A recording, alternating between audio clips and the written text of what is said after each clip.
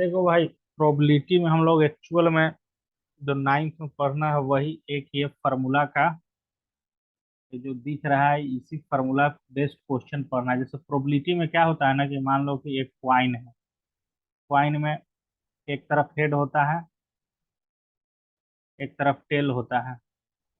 ठीक है, हेड और टेल होता है, ठीक है ना। तो संभावना हेड आने का क्या है, एक क्वाइन को अगर एक बार उछाला जाएगा तो हेड आने का संभावना कितना है? एक बार है।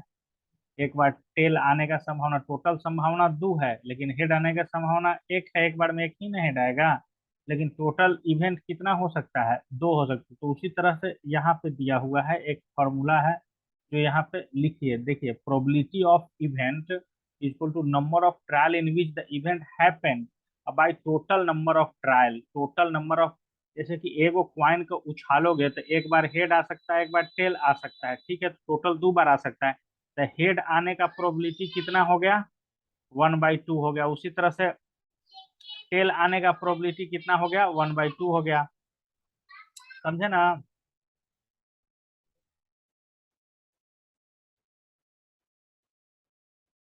ये चीज समझ में आया क्या है? इसको फार्मूला को लिखो, फिर क्वेश्चन से हम लोग समझते हैं क्या होता है ये सब चीज। ये पढ़ चुके हो तुम?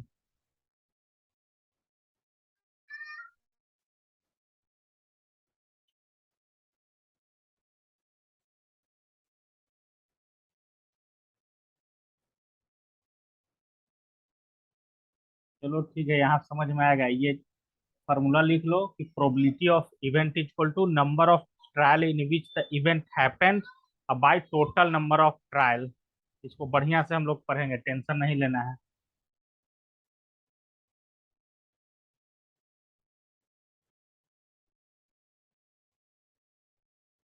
चलिए नेक्स्ट देखिए। अब पहला क्वेश्चन में क्या बोल रहा है कि एक क्वाइन को 1,000 बार टॉस किया गया है। 1,000 बार टॉस किया गया है, तो 455 बार हेड आ रहा है और 545 बार क्या आ रहा है? टेल आ रहा है, ठीक है ना। तो पूछ रहा है कि दोनों इवेंट का आने का प्रोबेबिलिटी बताइए कि कितना होगा। समझ गए? तो सबसे पहले हम लोग क्या लिखेंगे? ठीक है, तो सबसे पहले हम लोग क्या निकालेंगे? प्रोबेबिलिटी ऑफ, ये हेड कितने बार आया है? 455 बार। तो प्रोबेबिलिटी ऑफ इवेंट किसका? हेड आने का कितना हो जाएगा? 455। और टोटल नंबर ऑफ कितना बार उछाले थे? 1,000 बार। तो 1,000 नीचे में। उसी तरह से प्रोबेबिलिटी ऑफ इवेंट क्या आने का, मतलब टेल आने का। समझ गए ना? प्रोबेबिलिटी ऑफ इवेंट टेल आने का तो कितना हो जाएगा? 545 और बाई 1,000। समझ गए? तो ये तो सिंपल हो गया। लेकिन देखिए, इस तरह भी एक प्रोबेबिलिटी, जैसे कि इस वाले क्वेश्चन में दिया हुआ है ना कि 1,000 बार इसको उछाला गया है, ठीक है ना। 1,000 बार क्या किया गया है? टॉस किया गया है। तो प्रोबेबिलिटी ऑफ हेड दिया हुआ है, कितना बार आया है 1,000 में? 455 बार हेड आया है। तो प्रोबेबिलिटी ऑफ हेड पहले निकालिए कितना? 455/1,000। ये आ रहा है कितना भाई? ये आ रहा है 0.0455 आ रहा है, ठीक है। तो अब ये देखो, अब प्रोबेबिलिटी ऑफ, जैसे कि दो चीज इसमें दो बार टॉस हो रहा था ना जी। तो एक तो है कि प्रोबेबिलिटी ऑफ हेड आने का संभावना कितना है, और प्रोबेबिलिटी ऑफ टेल आने का संभावना को क्या करेंगे कि अगर हमको ये नहीं मालूम है तो एक में से हम लोग घटा देंगे प्रोबेबिलिटी ऑफ हेड आने का जो संभावना था। तो 1 में से घटा दोगे 0.455, तो ये आ जाएगा 0.545, जो कि उसी के बराबर है जो इस मेथड से भी बनाओगे तो उतना ही आएगा। 545/1,000 लिखोगे भी तो। समझ गए ना? यानी कि आने का संभावना, जैसे प्रोबेबिलिटी ऑफ हेड आने का संभावना इतना था, और प्रोबेबिलिटी ऑफ हेड नहीं आने का जो संभावना है वो एक में से उतना घट जाएगा। मतलब जब नहीं आने का संभावना रहेगा हेड, तक क्या आएगा? टेल आएगा। समझ गए ना? तो ऐसा भी पूछ सकता है कहीं कहीं के, कहीं कहीं पे क्वेश्चन को घुमा के ऐसा भी पूछ सकता है। जरूरी नहीं है कि वहां पे पूछेगा कि टेल आने का कितना संभावना है। तो कहीं कहीं क्वेश्चन में ऐसा भी पूछ सकता है कि हेड नहीं आने का संभावना बताइए। तो उसको क्या करेंगे? या तो टेल तुमको पता है तो उसके डिवाइड करके निकाल दो, या क्या करो, वन में से प्रोबेबिलिटी ऑफ हेड कितना आने का संभावना है वो घटा दो, तो प्रोबेबिलिटी ऑफ हेड कितना नहीं आने का संभावना है वो निकल जाएगा, या प्रोबेबिलिटी ऑफ टेल निकल जाएगा। तो कुछ कुछ समझ में आ रहा है कि नहीं?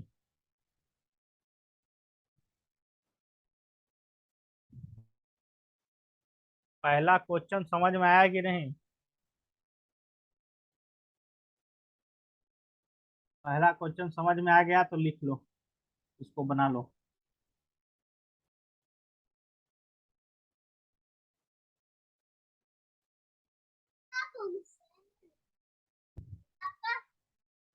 देखिए इसने क्या मान लिया है, यहाँ पे हेड आने की संभावना को इसने ई मान लिया है, और टेल आने की संभावना को इसने एफ मान लिया है। तो प्रोबेबिलिटी ऑफ हेड आने का ये हो गया, प्रोबेबिलिटी ऑफ टेल आने का ये हो गया। और एक हम क्या बताए थे कि प्रोबेबिलिटी ऑफ टेल डायरेक्ट कैसे निकाल सकते हैं, प्रोबेबिलिटी ऑफ टेल निकाल सकते हैं कि हेड आने का कितना संभावना है और उसमें से घटा देना है, निकल जाएगा। तो इस मेथड से समझ में आ गया तो बना लो, और दिक्कत है तो पूछो कि नहीं समझ में आया।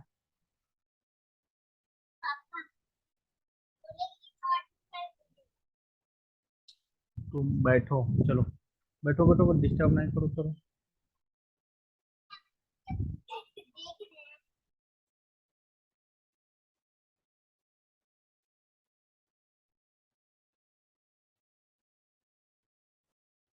10th में और पढ़ना होगा, जैसे कि हम लोग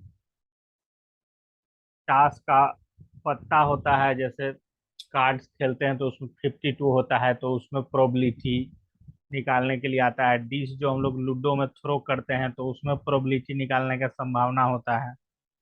तो इस तरह का रहता है, अभी धीरे धीरे देखिए कैसे कैसे होता है, एक एक क्वेश्चन बाय क्वेश्चन समझते जाओ। इसमें तो कोई दिक्कत नहीं है जी।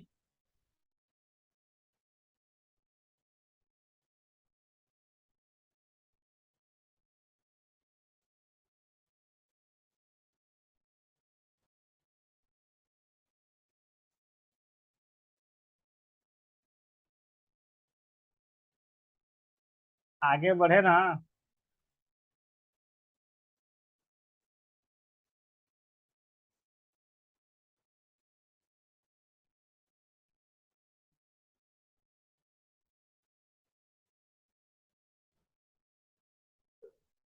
ठीक है बना लो।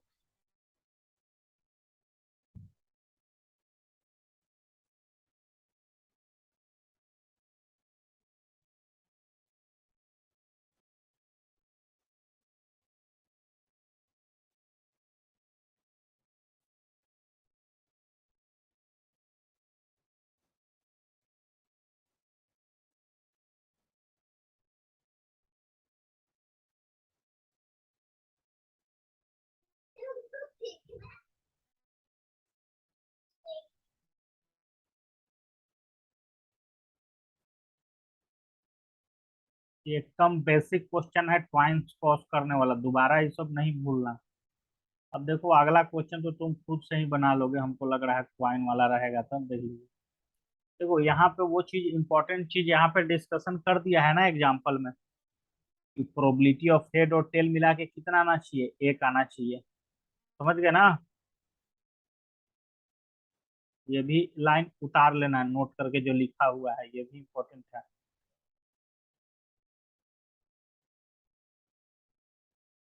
सेकेंड क्वेश्चन में क्या बोला, two coin are toss simultaneously 500 time.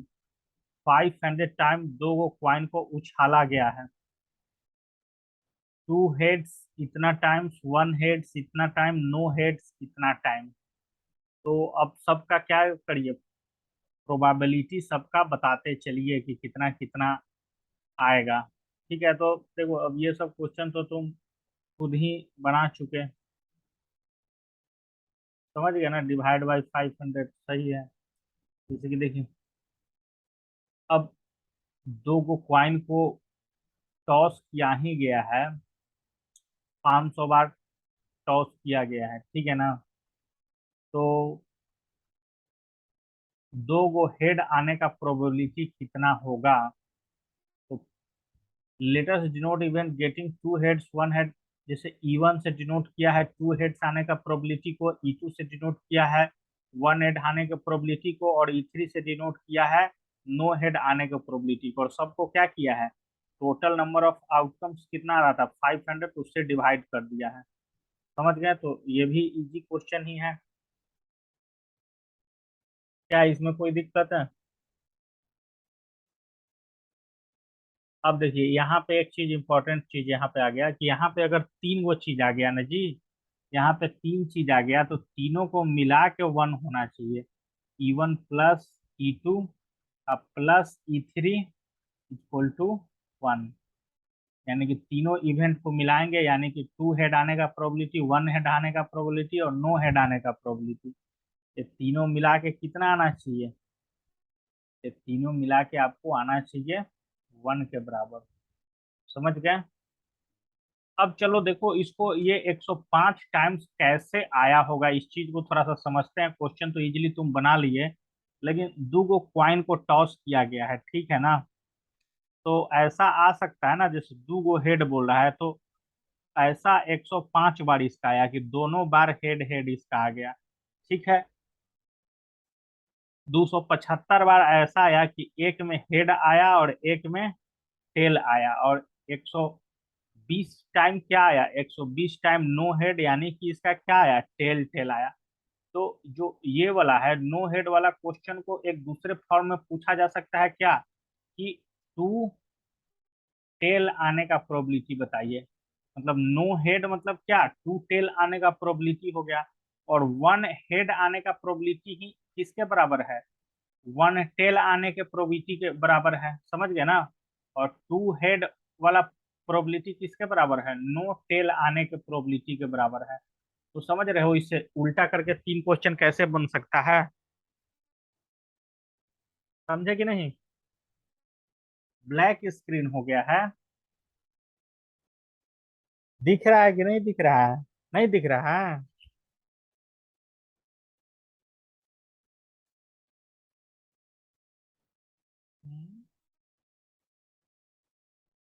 नहीं दिख रहा है तो फिर से ज्वाइन करो, तो फिर से ज्वाइन करो, नहीं दिख रहा है तो।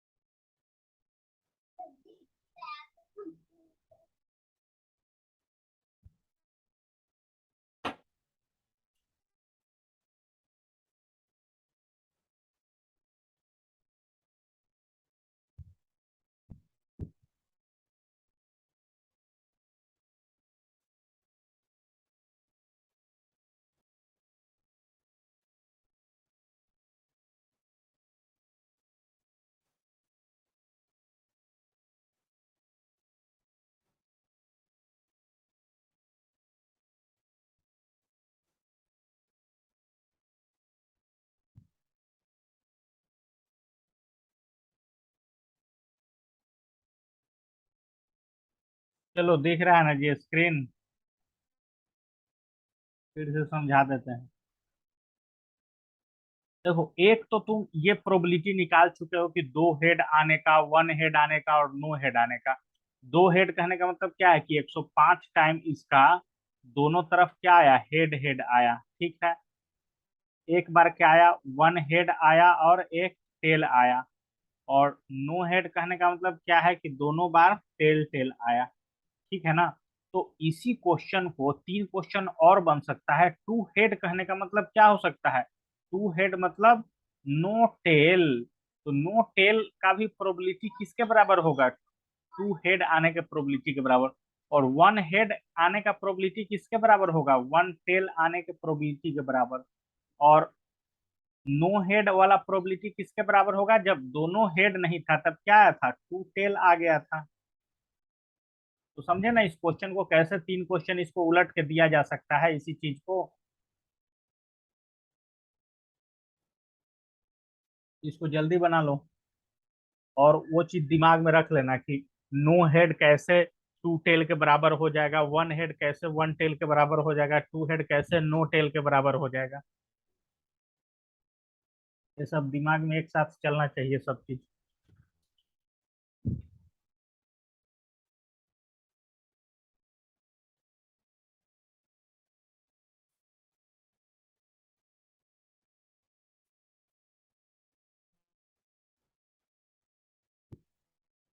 और एग्जाम में जैसे लिखना है इसी का लैंग्वेज लिखना है, एक एक लाइन इसका उतारिए।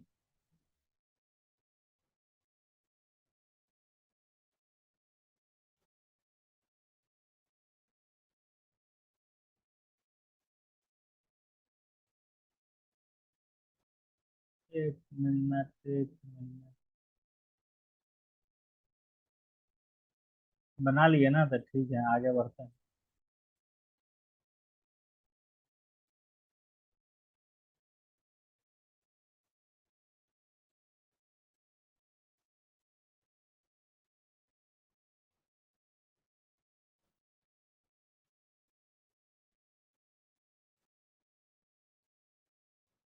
देखो,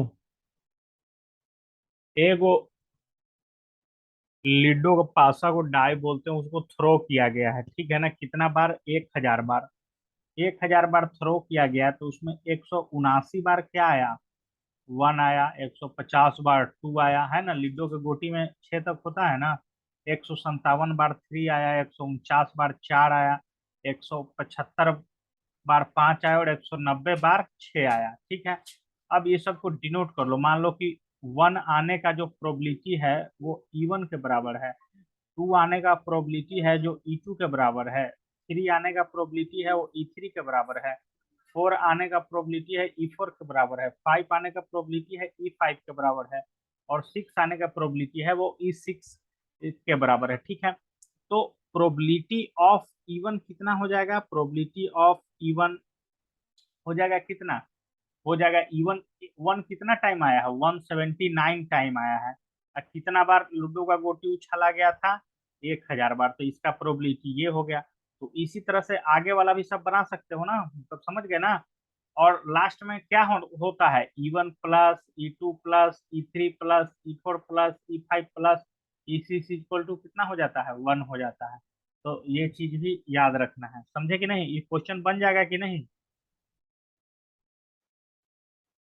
और ये चीज समझते जा रहे हो ना कि E1 plus E2 plus E3 plus E4 plus E6 equal to 1 कैसे हो रहा है।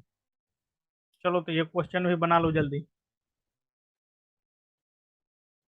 देखो, अब ये इसका लैंग्वेज मैथमेटिक्स का एकदम एग्जाम में इसी तरह लिखना है, तो ये सब करते चलो। आउटकम, आउटकम मतलब क्या होता है? आउटकम मतलब वही है कि संभावना कितना बार है, एक आने का संभावना कितना बार था, तो एक 179 बार आया है।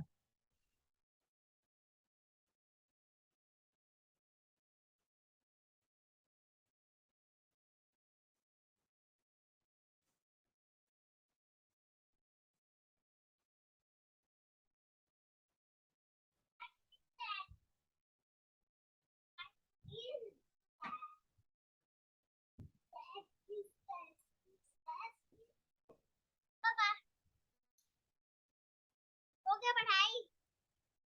अभी तक नहीं हुआ, मैं तो कंप्लीट भी हो गया।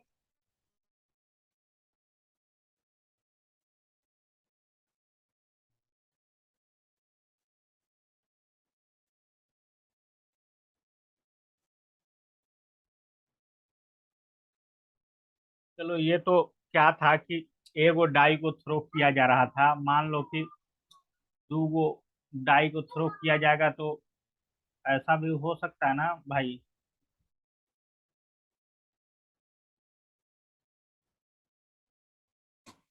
तुम लोग बताओ कि इस चैप्टर की होने के बाद कौन सा सब्जेक्ट पढ़ना है।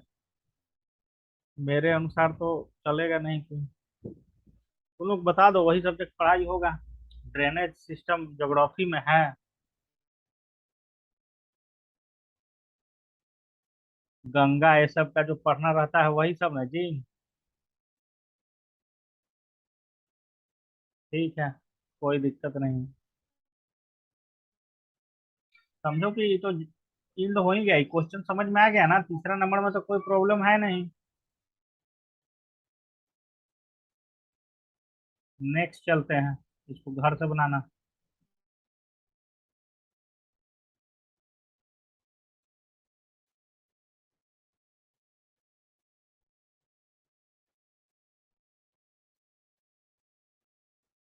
क्या बोल रहा है? On one page of a telephone directory there was 200 telephone numbers, the frequency distribution of their unit place digit, for example in the number इतना the unit place digit is 3 is given in the table। Table में देखिए कितना, table 15.7 में दिया हुआ है।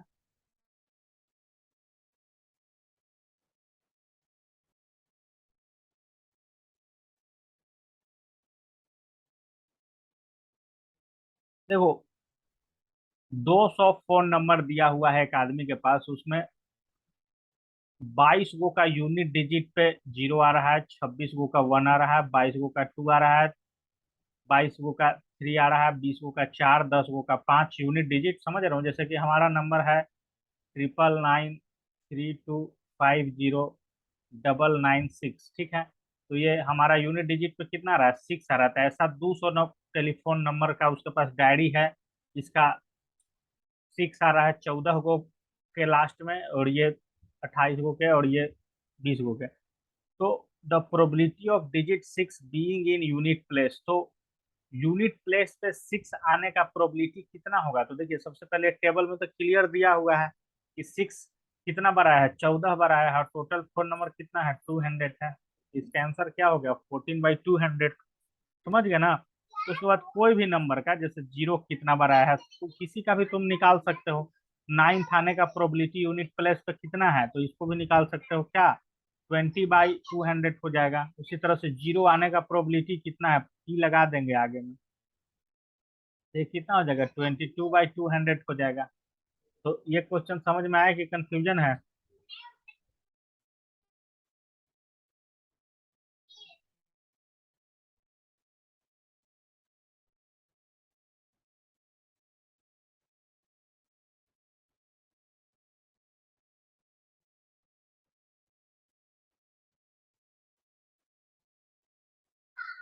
Fifth number question देखो,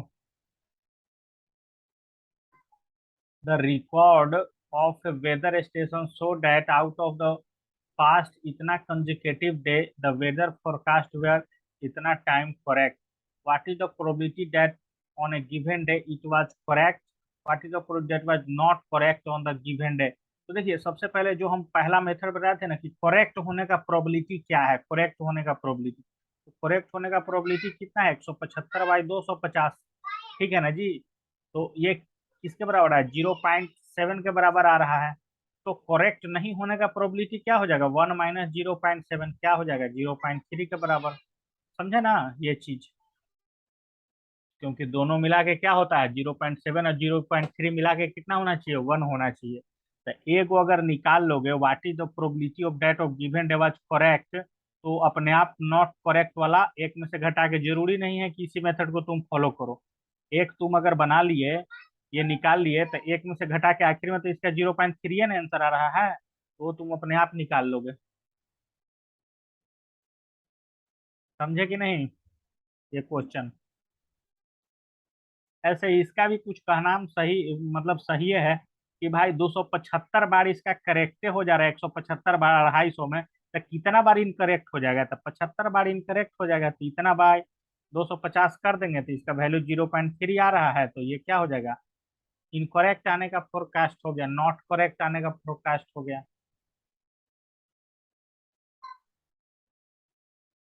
समझ गए ना? एक्सरसाइज पे चलते हैं, सब क्वेश्चन को घर पे अच्छे से बनाना है। अभी और है भाई, बहुत सारा है। A tire manufacturing company kept a record of the distance covered before a tire needed to be replaced. The table showed the result of 1000 case. ठीक है, 1000 टायर उसके पास आया है। ठीक है, जिसमें 20 गो टायर है जो 4000 किलोमीटर से कम चला हुआ है, 210 गो टायर है जो 4000 से 9000 किलोमीटर चला हुआ है, 325 गो जो टायर है 14000 से 9000 किलोमीटर चला हुआ है, और 445 गो जो टायर है वो मोर देन 14000 किलोमीटर चला हुआ है। ठीक है। तो अब क्या पूछ रहा है इसमें, देखिए अब इसमें क्वेश्चन क्या पूछ रहा है। If you buy a tire of this company, what is the probability that it will need to replace before it cover 4000 kilometre? तो इसका क्या चांस है कि आपको टायर बदलना पड़ जाए 4000 किलोमीटर से पहले ही? समझ गए ना? तो 4000 से पहले क्या संभावना है? मतलब 1,000 टायर वो बेचा है, उसमें 20 ही को टायर उसका ऐसा खराब हुआ है तो 4000 किलोमीटर चलने के पहले ही खराब हो गया है। यही ना संभावना होगा कि 20 बाई 1,000, 1,000 टायर में 20 को 4000 किलोमीटर से पहले चलने में खराब हुआ था। उसी तरह से it will be last more than 9,000 kilometre. तो देखो मोर देन 9,000 में क्या आ जाएगा, ये दोनों मिला के आ जाएगा। समझ गए ना? यानी कि 325 प्लस 445 बाई कितना हो जाएगा 1,000, यानी कि ये कितना हो गया, ये हो गया 770/1000, यानी कि आ रहा है 0.77। समझे कैसे हो रहा है ये क्वेश्चन? समझ में आया कि नहीं? सेकेंड इसका कि it will last more than 9,000 kilometre, तो मोर देन 9,000 किलोमीटर में ये दोनों टेबल इंक्लूड हो जाएगा, 325 और 445 दोनों का। ये चीज समझ में आया कि नहीं?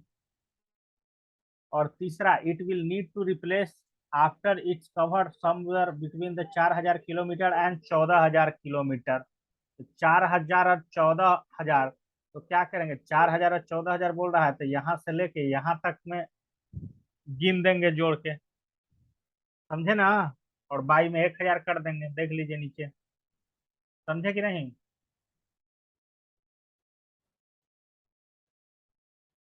14000 में यहीं तक आएगा, 325 तक ही आएगा, वो तो मोर देन 14000 हो रहा है 445 वाला। तो इसमें कोई दिक्कत नहीं, इसमें कोई दिक्कत, इसमें दिमाग लगा के इसको घर पे बनाना पड़ेगा भाई। समझे कि नहीं? हम सोच रहे हैं कि अब एक्सरसाइज को देखा जाए कि किस तरह का क्वेश्चन है, क्योंकि ये सब घर पे करोगे और क्वेश्चन नहीं समझ में आएगा जो पूछोगे तो जल्दी जल्दी कोर्स खत्म होगा। तब वो सब ड्रेनेज वेनेज सिस्टम देखा जाएगा। तो हमको लगता है कि ऐसा तुम आराम से सोल्व एग्जाम्पल देखोगे ना तब समझ में आ ही जाएगा तुमको, हमको जहाँ तक लगता है। 10 गो सोल्व एग्जाम्पल तो यही हो गया, बहुत ज्यादा सोल्व एग्जाम्पल इसमें दिया हुआ है जी। तो ये सब अब बनाइए घर पे, ठीक है? जैसे कि रेंडमली एक आध गो हम लेते हैं, रेंडम का मतलब होता है जहां मन तहां से उठा लेना। 3 coin are toss simultaneously do so times, which are the following frequency? 3 time head आया है 23 बार, 2 टाइम आया है 75, 72 बार, 1 टाइम इतना इतना बार। तो probability of, compute the probability of two head coming up, tossed again two head coming up, तो कितना हो जाएगा प्रोबेबिलिटी? 72/200। समझ गए ना? तो इसी तरह बनाना होगा और क्या। 1500 family with 2 children are selected randomly and the following date were recorded. Number of girls in family, 2 go girl 475 family में, 1 गो गर्ल 814 फैमिली में, 0 गो गर्ल 211 फैमिली में। Compute the probability of family chosen randomly having 2 girls, तो 2 girls कितना family में 475 by नीचे में तीनों को जोड़ के 475 प्लस 814 प्लस 211। समझ गए ना? वो जो टोटल नंबर ऑफ इवेंट कितने के बराबर होगा, 475 प्लस 814 प्लस 211, तो नीचे में उतना लिखेंगे, उसमें एकदम इजी इजी क्वेश्चन है। समझ गए ना? जो कि 1500 के बराबर आ जाएगा।